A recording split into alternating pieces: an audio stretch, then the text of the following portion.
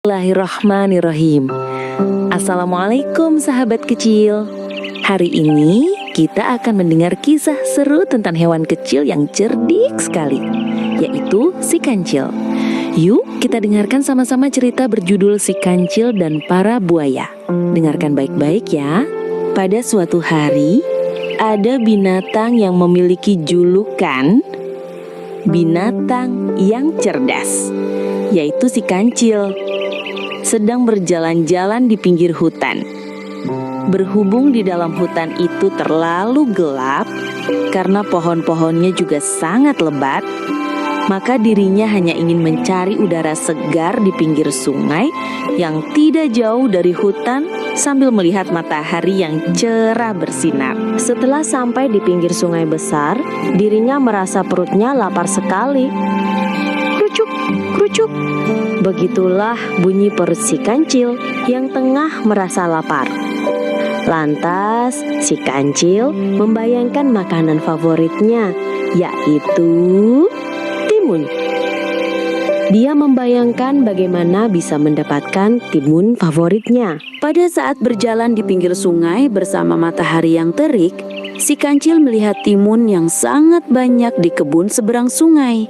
Si kancil diam dan berpikir bagaimana cara menyeberangi sungai besar ini. Si kancil terus berpikir mencari akal mengenai bagaimana cara dirinya dapat menyeberangi sungai besar ini tanpa harus menyentuh airnya yang dingin dan deras itu. Jika dia berenang, pasti dia akan tenggelam karena dirinya tidak bisa berenang. Saat berpikir sambil berjalan di pinggir sungai, si kancil dikagetkan dengan adanya para buaya yang bergerombol seolah siap untuk menerkam si kancil. Para buaya terlihat seperti sedang kelaparan karena belum mendapatkan umpan makanan. Tetapi karena kecerdikannya, kancil mempunyai ide yang cemerlang supaya dirinya dapat menyeberangi sungai tersebut. Tanpa menunggu waktu yang lama lagi, si kancil langsung menghampiri salah satu buaya yang tengah berjemur itu. Hai buaya, kau mengagetkanku saja. Apa kabarmu? Apa yang sedang kamu cari? Buaya yang ada di dalam sungai mendapati ada si kancil yang tengah menyapa. Kenapa kau tanya kabarku? Aku ini lapar, ingin menyantapmu, kata buaya kepada si kancil. Tunggu, sebelum kamu menyantapku, aku punya kabar gembira untukmu dan teman-temanmu, jawab si kancil dengan wajah sumringah. Mendengar perkataan tersebut, tentu saja buaya tidak sabar mendengar kabar gembira yang dimaksudkan oleh si kancil. Segera ceritakan apa kabar gembira tersebut. Si kancil kemudian berkata, kamu boleh menyantapku jika kamu mau membantuku untuk menyeberangi sungai ini, sehingga aku bisa makan timun dan perutku membesar. Jika perutku membesar, kamu akan puas memakanku. Mendengar hal itu, buaya pun tertarik. Pikir buaya tersebut, daripada dia menyantap si kancil dengan perut kecil dan kelaparan, lebih baik tunggu sampai dia kenyang makan dan si buaya dapat memakannya.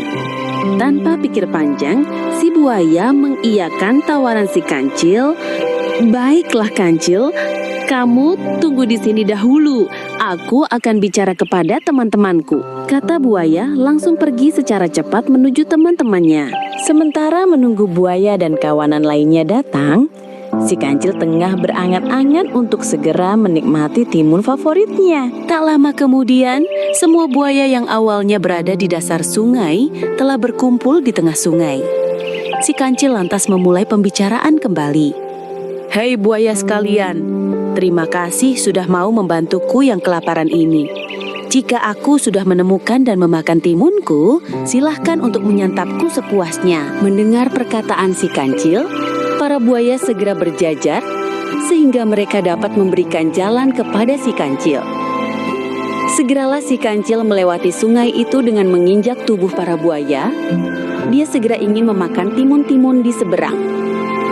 Dengan berhati-hati, kancil bertumpu pada badan-badan para buaya tersebut karena dia takut dengan air sungai yang deras itu. Setelah sampai di seberang sungai, si kancil berkata kepada para buaya, "Tunggulah di pinggir sungai ini.